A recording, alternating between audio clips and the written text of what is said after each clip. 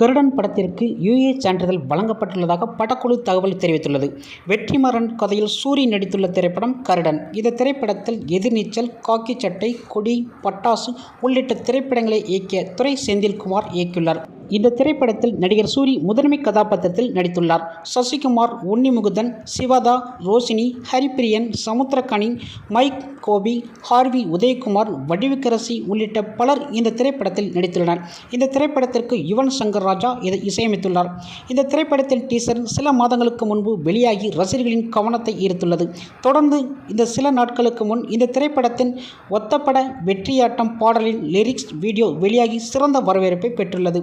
இந்நிலையில் தற்போது கருடன் திரைப்படத்தின் யுஎஸ் சான்றிதழ் வழங்கப்பட்டுள்ளதாக தகவல் வெளியாகியுள்ளது. கருடன் திரைப்படத்தோட கதை. இந்த படத்தில் சசிகுமாரும் முகுந்தனும் 2 பேர் அந்த அளவுக்கு நட்பாக இருக்கிறாங்க. எந்த ஒரு பிரச்சனை இருந்தாலும் எங்கே இருந்தாலும் 2 பேருமே ஒன்றாவே போவாங்க.